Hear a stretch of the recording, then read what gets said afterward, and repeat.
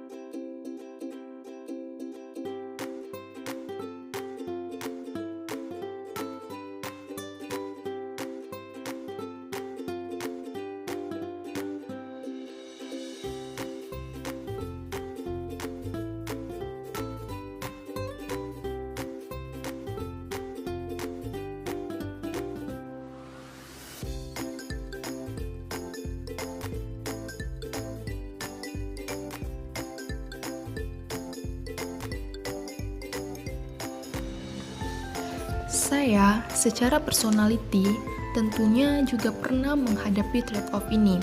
Salah satunya di dalam dunia pendidikan, saya pernah berpikir untuk melanjutkan studi di luar negeri. Ini menjadi mimpi saya sejak awal kelas 10 SMA. Sehingga pada saat itu saya belajar dengan giat agar dapat mencapai mimpi saya.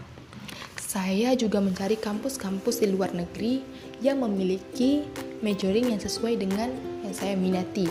Hingga pada saat itu saya tertarik dengan salah satu majoring di Oxford University, yaitu Filosofi, Ekonomi, dan Politik. Namun, setelah saya pikir-pikir panjang, dengan waktu yang cukup lama, saya merasa bahwa tidak mudah untuk berkuliah di luar negeri karena biaya kuliah di luar negeri tentunya sangat mahal dan biaya kehidupan sehari-hari di luar negeri tentunya juga sangat mahal. Hingga pada saat itu saya harus mendapatkan beasiswa yang fully funded. Tapi untuk mendapatkan beasiswa itu tentunya sangat sulit karena banyak sekali anak-anak yang melamar untuk mendapatkan beasiswa itu. Dan juga kuotanya sedikit. Selain itu, untuk mencari beasiswa yang fully funded juga sulit. Hingga akhirnya saya memilih untuk mengubur mimpi saya dan saya bertekad saya akan masuk di salah satu universitas impian saya dengan jurusan yang saya minati. Setelah sekian lama saya mencari-cari dan saya berpikir terhadap jurusan-jurusan yang saya minati, pilihan saya akhirnya jatuh di ekonomi pembangunan yang ada di Universitas Tanjung Pura. Itu merupakan pengalaman saya secara pribadi dalam menghadapi trade-off.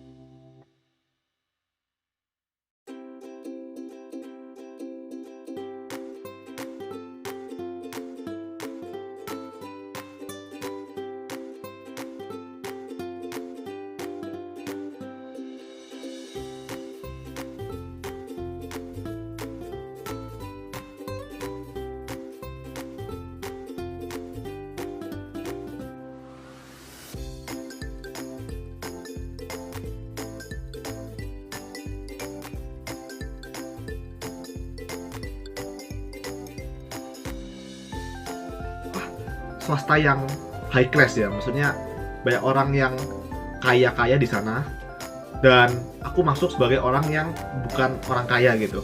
Jadi teman-temanku itu high class semua lah pokoknya. Sampai suatu hari pada saat liburan panjang selesai di kelas nih ngumpul terus mereka tuh kayak ngobrol, kamu habis dari mana? Ada yang bilang dari Hong Kong, seru ya ke Disneyland gini-gini. Terus ada yang bilang dari Amerika, dari Eropa. Sedangkan aku nggak pernah sama sekali ke luar negeri gitu. Dan setiap tahun terjadi itu, setiap tahun teman-temanku pada keluar negeri dan aku nggak bisa keluar negeri. Hal itulah yang membuat aku termotivasi dan jadi semangat gitu. Aku jadi punya mimpi untuk bisa suatu saat keluar negeri seperti teman-temanku ini. Nah jadi pas SD itu aku udah punya mimpi untuk kuliah ke luar negeri dan aku udah bilang ke orang tuaku, Pa, Ma, aku mau kuliah di luar negeri. Tapi mama aku bilang, Jer, kamu tahu kan papa mama nggak punya uang untuk liburan ke luar negeri aja nggak bisa, apalagi untuk kuliah. Jadi kamu kalau mau kuliah ke luar negeri, ya kamu harus cari beasiswa gitu. Masuk ke SMA, aku masuk ke SMA Negeri 5 Surabaya. Jadi SD aku di IPH, SMP di IPH, dan pada saat kelas 9 itu nilai UN ku cukup bagus, masuk 10 besar di Jawa Timur. Jadi aku bisa masuk ke udah mempersiapkan jawabannya. Dan juga aku melihat mereka itu sedikit tertarik sama diriku gitu. Karena aku ngomong mimpiku adalah untuk menjadi Menteri Pendidikan. Amin. Pokoknya setelah... Nah, lalu kenapa aku milih Amerika? Di Amerika itu banyak banget ya universitas. Di Washington State sendiri aja ada 121.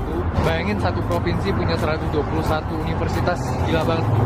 Nah, lalu kalian harus bedain Washington State sama Washington DC ya. Kalau Washington State itu nama provinsi, kalau Washington DC itu ibu kotanya Amerika. Aku yang di Washington State, oke?